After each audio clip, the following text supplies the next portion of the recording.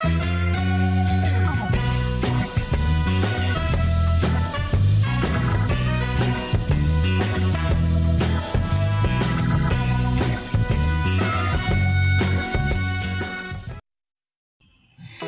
kasih Bapak Ibu Guru hebat telah berkunjung kembali di channel ini. Video kali ini saya akan membahas tentang koneksi antar materi pembelajaran sosial dan emosional pada modul 2.2 bersama dengan saya Agnes Ganumba, calon guru penggerak angkatan 11, guru di SMP swasta Bintang Laut Teluk Dalam. Bapak Ibu, kita akan membahas beberapa pertanyaan di tugas modul 2.2 ini. Pertanyaan yang pertama, kita akan melihat pertanyaan pematik. Pertanyaan pematik terdiri atas dua. Yang pertama, apa kesimpulan tentang perubahan pengetahuan, keterampilan, sikap sebagai pemimpin pembelajaran setelah mempelajari pembelajaran sosial dan emosional? Yang kedua, apa kaitan pembelajaran sosial dan emosional yang telah Anda pelajari dengan modul-modul sebelumnya? Sekarang kita akan masuk pada jawaban-jawaban dari pertanyaan pematik tersebut.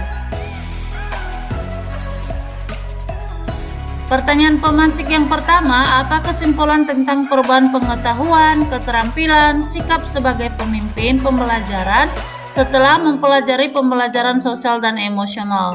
Jawaban dari saya, kesimpulan saya tentang perubahan pengetahuan, keterampilan, sikap, dan sosial sebagai pemimpin pembelajaran setelah mempelajari modul ini adalah pendidikan sosial emosional dapat menghasilkan pemimpin pembelajaran yang memiliki kompetensi sosial emosional atau KSE, keterampilan mengelola perasaan dan bekerja sama atau berkolaborasi yang baik, memahami dan mengelola emosi, berkomunikasi dengan baik, berempati, dan dapat mengembangkan hubungan positif dengan orang lain, serta dapat mengambil keputusan yang bertanggung jawab. Selanjutnya pertanyaan pematik yang kedua, apa kaitan pembelajaran sosial dan emosional yang telah Anda pelajari dengan modul-modul sebelumnya?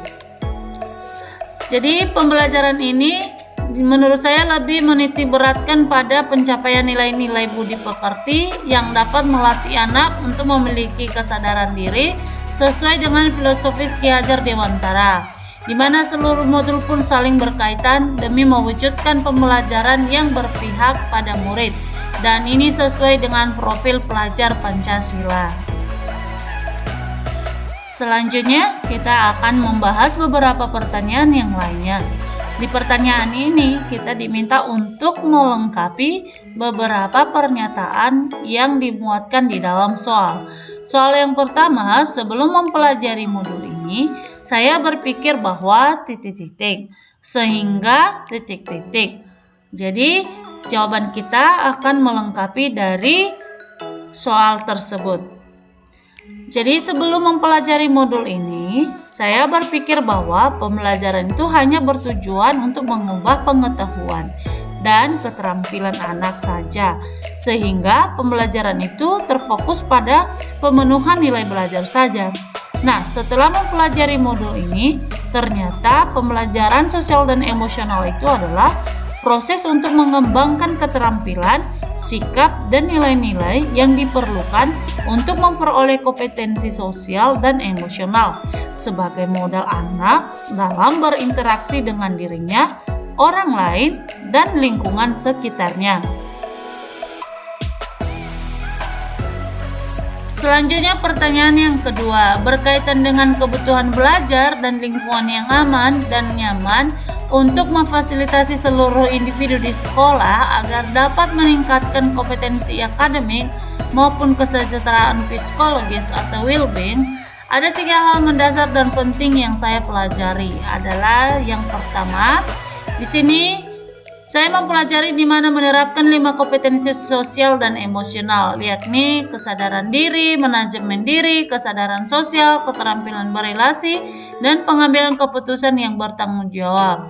Seterusnya, menerapkan praktik kesadaran penuh atau mindfulness dengan menggunakan teknik STOP. Yang ketiga, menerapkan 4 indikator PSE yang berkaitan dengan kelas dan sekolah, seperti integrasi dalam praktek mengajar guru dan kurikulum akademik. Berikutnya kita akan melihat soal yang ketiga. Berkaitan dengan nomor 2, perubahan yang akan saya terapkan di kelas dan di sekolah. Yang pertama bagi murid dan yang kedua bagi rekan sejawat. Jawaban saya untuk murid, di sini saya akan memberikan pengajaran secara eksplisit dalam kegiatan kurikuler dan ekstrakurikuler. Selain itu, saya akan menciptakan iklim kelas dan budaya sekolah melalui praktik guru dan gaya interaksi yang lebih ramah. Sedangkan untuk rekan sejawat, saya akan bertekad menjadi contoh yang baik dalam penerapan pembelajaran yang berbasis kompetensi sosial dan emosional. Kemudian bersama-sama dengan menciptakan lingkungan belajar yang inklusif serta mendukung perkembangan sosial dan emosional siswa. Baik, demikian saja pemaparan saya tentang pembelajaran sosial dan emosional. Saya ucapkan banyak terima kasih. Salam dan bahagia untuk kita semua. Ya Ahobu.